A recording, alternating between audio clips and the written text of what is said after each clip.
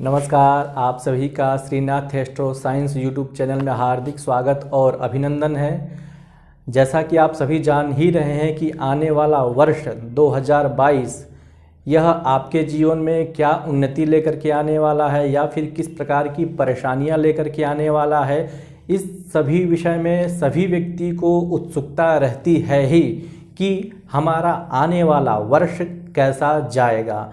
तो Srinath astro science आप सभी के लिए वार्षिक राशि फल 2022 लेकर के उपस्थित हो रहा है और आप सभी को जानकर यह प्रसन्नता होगी कि यह पूर्ण रूप से गोचर पद्धति पर आधारित है, वेद विधि पर आधारित है और ग्रहों के जो शुभाशुभ स्थान अष्टक वर्ग इत्यादि में जो बताए गए हैं उन सभी पर यह आधारित है। मतलब बिंदु और रेखाओं के माध्यम से जिस प्रकार से निर्धारण किया जाता है अष्टक वर्ग पद्धति में, पूर्ण रूप से यह प्रामाणिक पद्धति आप सभी के समक्ष श्रीनाथ एस्ट्रो साइंस संस्था लेकर के आई हुई है और हमारा विश्वास है कि यह राशिफल आप सभी के जीवन में निस्संदेह बहुत ही अच्छे शुभ फलों को प्रदर्शित करने वाला है और आपके जीवन में एक प्रकार से पथ प्रदर्शक होने वाला है। राशिफल प्रारंभ करने के पहले हम यह अवश्य चर्चा कर लेना चाहेंगे कि यह राशि मुख्यतः आपके जन्म राशि से आधारित है। मतलब 2022 का जो राशि फल है वह आपके जन्म राशि पर ही आधारित है, ना कि नाम राशि पर। मतलब आपकी जो जन्म राशि है उस जन्म राशि से ही आप इसका फलादेश श्रवण करें कि 2022 कैसा जाने वाला है। मतलब शिक्षा के क्षेत्र में यह 2022 वर्ष आपके लिए कैसा रहेगा, स्वास्थ्य के क्षेत्र में 2022 वर्ष आपके लिए कैसा रहेगा, कैरियर में कैसा रहेगा, व्यवसाय में कैसा रहेगा, विदेश यात्राएं बनेंगी कि नहीं बनेंगी, वैवाहिक जीवन कैसा रहेगा, लव या रिलेशनशिप में किस प्रकार से स्थितियां चलेंगी। मतलब जीवन के जो तमाम मुख्य पहलू होते हैं जो प्रत्येक व्यक्ति मतलब जिसको जानने की अभिलाषा रखता है वो सारे इस राशिफल में आपको बताए जाएंगे। तो मुख्य बात आप इसको अवश्य ध्यान रखिए कि यह जो राशिफल होने वाला है वह आपके जन्म राशि पर आधारित है। मतलब आपकी जो जन्म राशि है, मतलब आपके जन्म कुंडली में चंद्रमा जिस राशि में बैठा हुआ है वही आपकी जन्म राशि है और उसी से आपको यह राशिफल देखना है।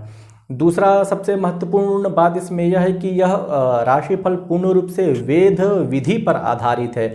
जैसा कि इसके पहले हमने गोचर वाले वीडियो में चर्चा हम लोगों ने की है कि गोचर फल के लिए क्या क्या मुख्य बातें ध्यान रखनी चाहिए, तो यह वीडियो भी राशि फल भी वेद विधि पर आधारित है आपके जन्म कुंडली के अनुसार, मतलब आपकी जो राशि है उसके अनुसार। तीसरा इसमें एक और मुख्य बात विचारणीय हो जाता है कि आपके जन्म कुंडली में जो विंशोत्तरी दशा, महादशा, प्रत्यंतर दशा, अंतरदशा इत्यादि जो भी चल रही हैं उनमें यदि स्थितियां अच्छी हैं तो निस्संदेह जो राशिफल गोचर में कहा जा रहा है, जो राशिफल आपके लिए अच्छा है, तो यह वर्ष और ही उत्तम होने वाला है। और यदि आपके विंशोत्तरी महादशा में, अंतरदशा में, प्रत्यंतर दशा में यदि थोड़ी सी प्रतिकूल स्थिति चल रही है तो अच्छा गोचरीय राशिफल आपके लिए थोड़ा सा मध्यम हो सकता है।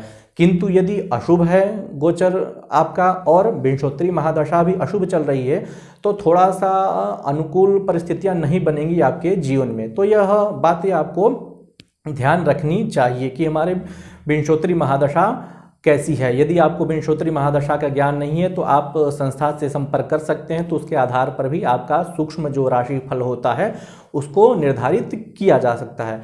तो इन तीन बातों का आप मुख्य रूप से ध्यान रखिएगा कि आपको जन्म राशि जो है उसी से आप यह फल का श्रवण करें, ना कि आपकी नाम राशि से, क्योंकि नाम राशि से अलग अलग प्रभाव दिखाई नहीं पड़ते। क्योंकि जन्म कुंडली में चंद्रमा आपकी जिस राशि में है वही राशि तो आपको आजीवन प्रभावित करती रहती है। तो गोचर में भी जन्म राशि को ही प्रधान माना गया है। मंत्रेश्वर ने माना है, फलदीपिकाकार के जो फलदीपिका के जो रचना करता है और भी बहुत सारे आचार्यों ने जन्म राशि को प्रधान माना है गोचर के निर्धारण के प्रसंग में। तो आइए आपके राशिफल का प्रारंभ करते हैं कि कैसा रहने वाला है आपका 2022 वाला राशिफल। तो आइए बात करते हैं वृषभ राशि वालों के लिए यह वर्ष 2022 कैसा रहने वाला है। शिक्षा के क्षेत्र में, रोजगार के क्षेत्र में, व्यवसाय के क्षेत्र में, पारिवारिक जीवन के क्षेत्र में, या फिर समग्र प्रकार के जो भी चिंतन होते हैं जो एक सामान्य जीवन के लिए बहुत ही आवश्यक होते हैं, तो उनके लिए हम चर्चा करते हैं वृषभ राशि वालों के लिए कि यह वर्ष कैसा जाने वाला है।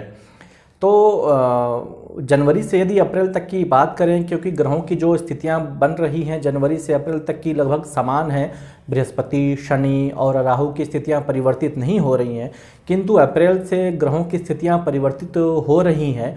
तो उसके पश्चात राहु का, शनि का, राहु, शनि, बृहस्पति, इन सभी का गोचर परिवर्तित हो रहा है अप्रैल के बाद से। तो दो भागों में इसको हम बांटते हैं, जनवरी से लेकर के अप्रैल तक, फिर मई से लेकर के दिसंबर 2022 तक।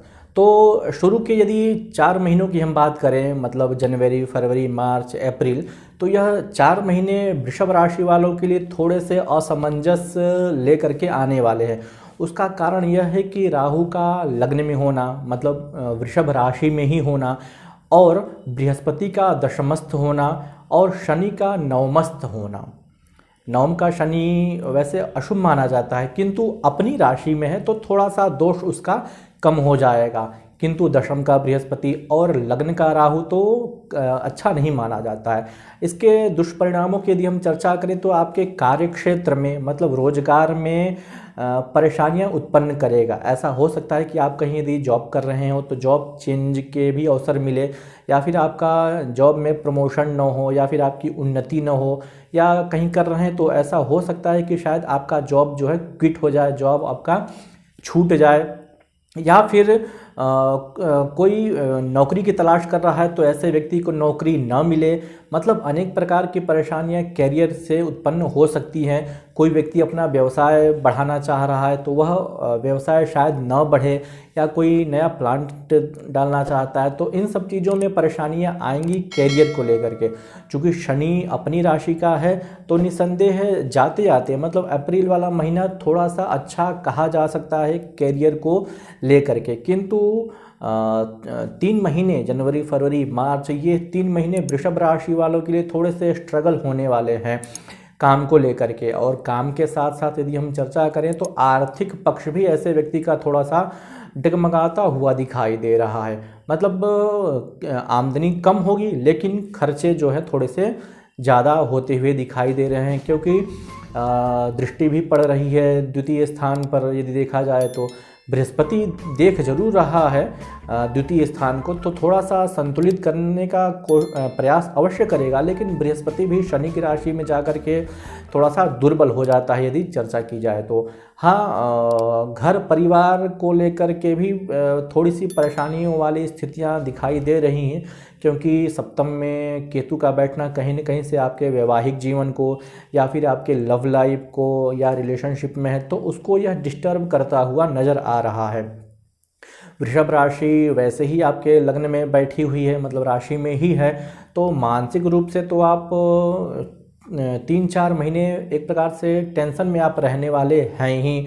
मतलब थोड़ी सी परेशानियां, मानसिक उग्रता कह लीजिए, या फिर टेंशन कह लीजिए, या डिप्रेशन कह लीजिए, ये सारी स्थितियां दिखाई दे रही हैं, क्योंकि असफलताएं थोड़ी अधिक नज़र आ रही हैं वृषभ राशि वालों के लिए मार्च अप्रैल तक। यदि विशेष रूप से हम चर्चा करें तो विद्यार्थियों के लिए समस्या हो सकती है, अध्ययन में उनको परेशानियों का अनेक प्रकार से सामना करना पड़ सकता है, क्योंकि राहु लग्न में बैठा है तो अनेक प्रकार के विचार मन में उत्पन्न करता ही रहेगा, मतलब मन को अशांत रखेगा, तो ऐसे व्यक्ति कंसंट्रेशन बिल्कुल भी नहीं कर पाएंगे।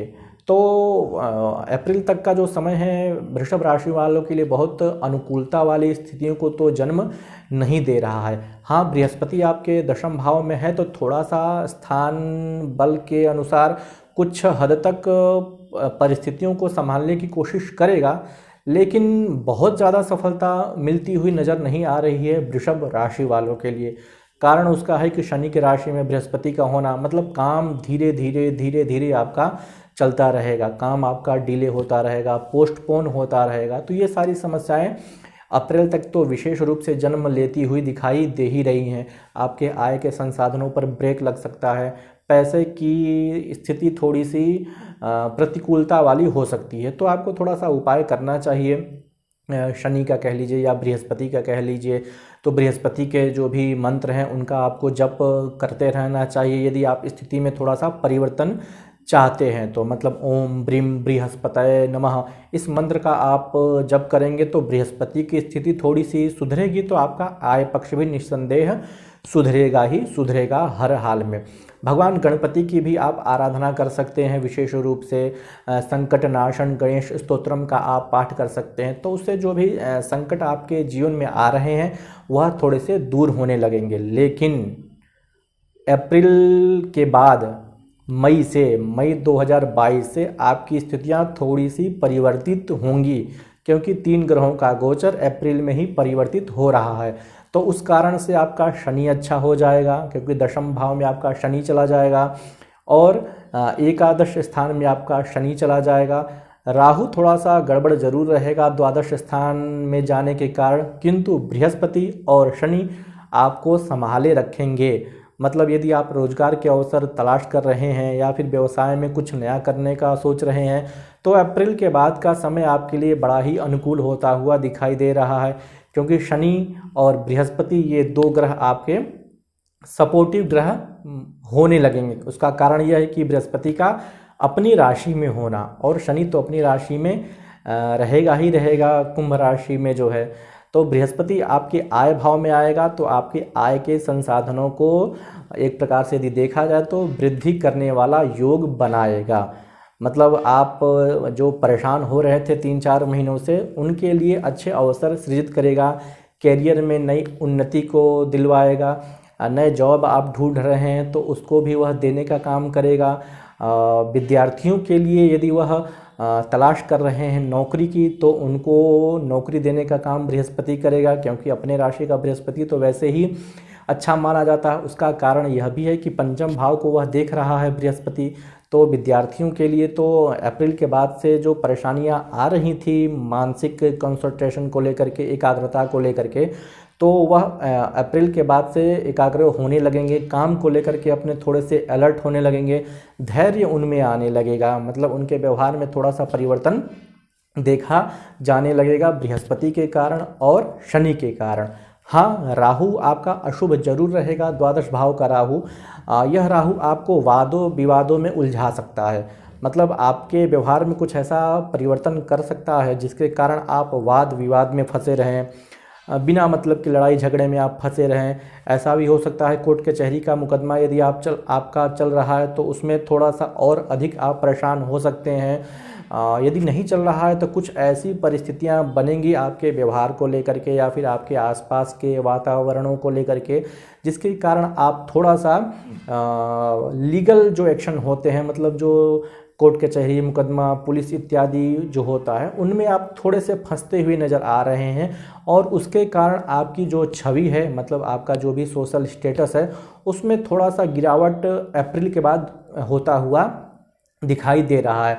तो आपको थोड़ा सा अपने व्यवहार पर नियंत्रण रखना है, क्योंकि मेष राशि का राहु आने पर बहुत तेज़ी से उग्र हो जाता है, क्योंकि वह आपके बौद्धिक चेतना को इतना प्रतिकूल दिशा में प्रवाहित करता रहता है जिससे व्यक्ति अपने आप को नियंत्रित नहीं कर पाता है कि हमें क्या करना है और क्या नहीं।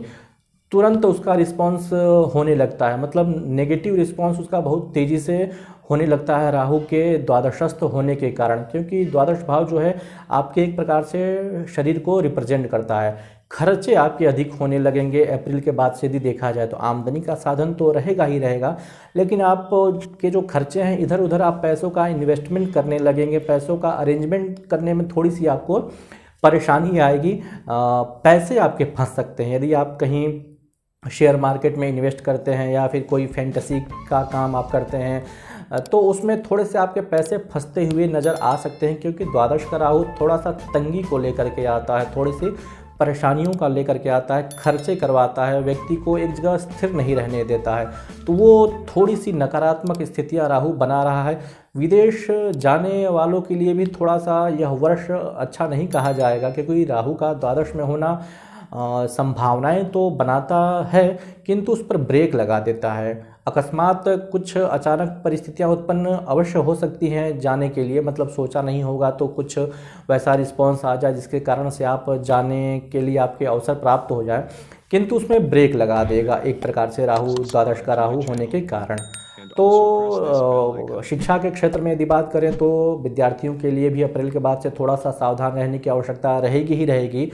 बृहस्पति का प्रभाव शुभ होने के कारण आपको नियंत्रित करेगा जरूर, लेकिन राहु भी कहीं न कहीं आपको एक प्रकार से विचलित रखने का काम करेगा। तो आप अपने आप को असमंजस महसूस करेंगे, असहज महसूस करेंगे, डाउट फील करेंगे। पारिवारिक जीवन की बात करें या फिर लव या रिलेशनशिप की बात करें तो लगभग उतार चढ़ाव वाला ही जाने वाला है, क्योंकि शनि की दृष्टि सप्तम पर पड़ रही है और बृहस्पति की भी दृष्टि सप्तम भाव पर पड़ रही है। तो लाभ और हानि दोनों मिलता हुआ दिखाई दे रहा है अप्रैल के बाद से। ऐसा हो सकता है कि आपके रिलेशनशिप में ब्रेकअप लग जाए। लव में यदि आप हैं तो कहीं न कहीं से मिसअंडरस्टैंडिंग होते हुए आप दोनों लोगों के बीच में दरार उत्पन्न हो जाए। और जो पारिवारिक जीवन में है या फिर जो व्यक्ति वैवाहिक जीवन में है तो उनके लिए भी अप्रैल के बाद से थोड़ा सा समय पारिवारिक विसंगतियों को लेकर के आता हुआ दिखाई दे रहा है।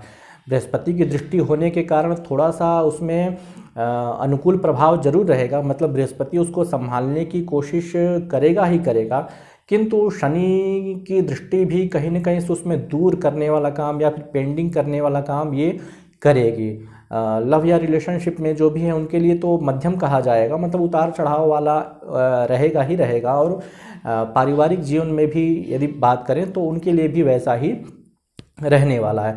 तो ओवरऑल यदि हम चर्चा करें वृषभ राशि वालों के लिए तो अच्छा भी है और ख़राब भी है, लेकिन हाँ अप्रैल तक का समय आपके लिए थोड़ा सा परेशानियों वाला तो ज़रूर है। तो आपको जो उपाय बताया गया है आप उसे अवश्य करें। अप्रैल के बाद से आपके जीवन में परिवर्तन होने वाला है, करियर को लेकर के, आजीविका को लेकर के, व्यवसाय को लेकर के, सरकारी नौकरियों को लेकर के, इन सब चीज़ों को अनेक अवसर सृजित करता हुआ दिखाई दे रहा है, व्यवसाय में उन्नति को प्रदर्शित कर रहा है। हाँ, राहु का उपाय आपको अवश्य करते रहना चाहिए ऐसी परिस्थितियों में, क्योंकि द्वादश का राहु ऐसे खर्चे कराता है जो शायद संभावित न हो। तो खर्चों पर थोड़ा सा ब्रेक लगाने की आवश्यकता रहेगी वृषभ राशि वालों के लिए, विशेष करके अप्रैल के बाद से। तो लगभग यह वर्ष आपके लिए अच्छा जाने वाला है वृषभ राशि वालों के लिए। आप अपना यदि और कुछ इस विषय में जानना चाहते हो तो अवश्य हमें कमेंट बॉक्स में सूचित कीजिएगा, या फिर आप अपनी जन्म कुंडली का विश्लेषण कराना चाहते हैं तो हमारी संस्था श्रीनाथ एस्ट्रो साइंस से आप संपर्क कर सकते हैं। पूर्ण रूप से शास्त्रीय और प्रामाणिक जानकारी आपको दी जाएगी।